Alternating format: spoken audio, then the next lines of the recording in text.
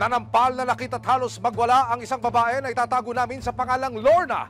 Pero ang tila pagiging war freak ni Lorna, dahil daw sa isang misyon na maisalba ang kanyang 13 anyos na pamangkin sa karelasyon nitong 46 na taong gulang na kapitbahay. Nako! Minor de edad yan, brother! Sinabi niya na.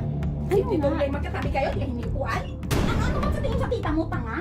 Yung totoo. Nanggagalaiti sa galit si Lorna, di niya tunay na pangalan matapos niyang mabalitaan ang kumakalat na chismis sa barangay.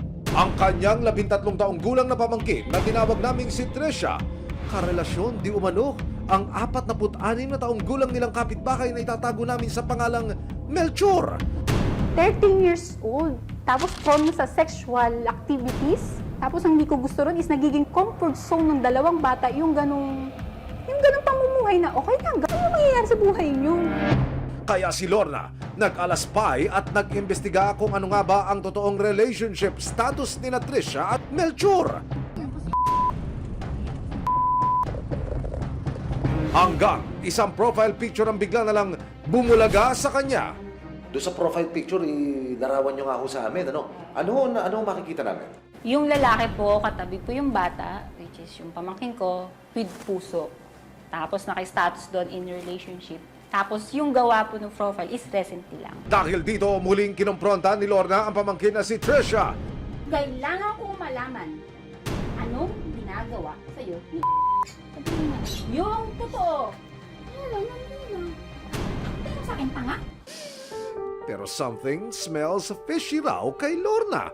Dahil ang ama ni Trisha na mismong kapatid niya, mukhang binasbasan pa raw ang relasyon ng anak at ng kapitbahay na si Melchor. Feeling ko is, meron pa siyang ibang nakukuha. Naman po kung gutom lang, may trabaho siya eh. Gusto ko ma-realize niya na mali siya. Huwag niyang gamitin yung bata bilang resource. 8 taon na raw hindi nakapipiling ni Trisha ang kanyang ina. Kaya ang tiyakin na si Lorna na ang nagmagandang loob na pangalagaan ng dalagita. Di bali na humagalit sila sa akin ngayon. At least in future, makita man nila to, ma-realize man nila, may ginawa ako. Isang 13 taong gulang na dalagita sa Rizal, ginawang nobya raw ng 46 na taong gulang nilang kapitbahay. At ang say ng kanyang tita Lorna, this cannot be. Kaya naman nitong nakaraang linggo, dumulog si Lorna sa resibo para ilapit ang kanyang problema. Sir, gusto ko makulong yung lalaki. Di ako talaga papayag, sir. Igugo ko to kasi wawala na ako ng pag-asa. Agad na nakipag-ugnayan ang resibo sa Municipal Social Welfare Office o MSWDO ng San Mateo Rizal. Dahil sa sitwasyon ni Trisha, maituturing na siyang child at risk.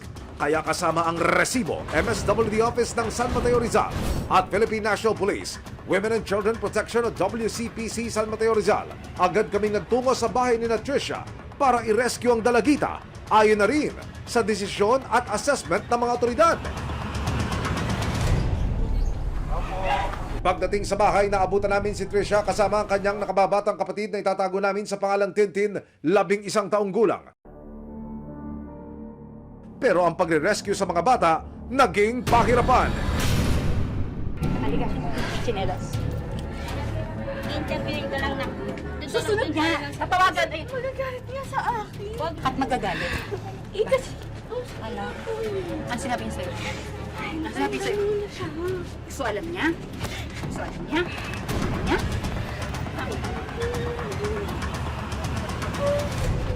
Sumama ka lang. Tatawagan namin si Papa mo. Sa kabila ng pagpupumilit sa mga bata, ayaw pa rin sumama ni Trisha at Tintin kay tita at sa mga social worker. Please. Gusto na tayo, Halika. Usap tayo. Sige, dito. Sige. Dito. Dito. Halika. Nang ma-rescue na ang dalawang magkapatid, agad silang isinailalim sa counseling session. Gusto lang namin na hindi na pa maulit pa. Mag-i-stay kayo sa amin hanggat hindi namin nasisigurado na ang lugar ninyo, ang papa nyo ay napoprotektahan kayo. Sa pahintulot na rin ng mga social worker at ng tiyahing si Lorna, nakapanayam namin si Trisha. Nangligaw po siya sa akin. Ang tanong po kung pwede po manligaw. After 2 weeks, yun po, sinagot ko po siya. Pagbigay po, just mabait po. Yung pangangailangan ko po sa school, mga uniform po, ganun.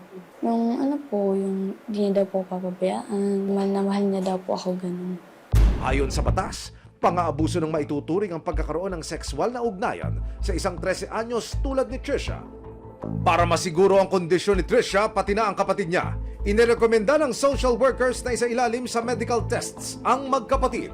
Sa gabay ng social worker PNP WCPC ng San Mateo Rizal at ng kanilang tiyahing si Lorna, minabuti ng resibo na samahan sila sa isang ospital para masuri. Agad silang isinalang sa genital examination para masuri kung may senyales ng pang-abuso.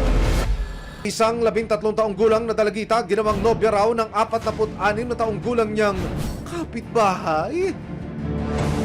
Isinailalim ang dalagita sa iba't ibang medical examinations kabilang na ang pregnancy test. Ang di umano'y pang-abuso ni Melchor, nagbunga na pala. Positibo si Trisha sa isinagawang pregnancy test. Ako po mismo yung sumama dun sa comfort room. Tapos yun, hindi ko po sana in-expect. Dahil dito, buong-buo na ang desisyon ng tiyahing si Lorna.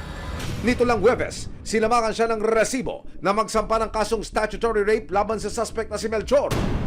Ibig sabihin po yun sa pag-abuso sa bata, yung sa pakikipagrelasyon sa isang minor de edad po. Yung suspect is may kakayahang mag-isip kasi siya po yung nasa tamang edad.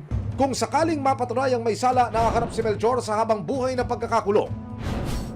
Sinubukan din naming kunan ng pahayag ang ama ni Trisha at Tintin para tanungin kung may alam siya sa naging relasyon ng kanyang anak at ni Melchor. Tumanggi siyang magbigay ng panayam, pero paliwanag niya, wala raw siyang alam sa relasyon ng kanyang anak at ni Melchor. Hinding-hindi rin daw siya magbibigay ng basbas sa relasyon ng menor de edad niyang anak sa lalaking kasing edad na niya. Pero ang say ni Lorna, don't me, kuya.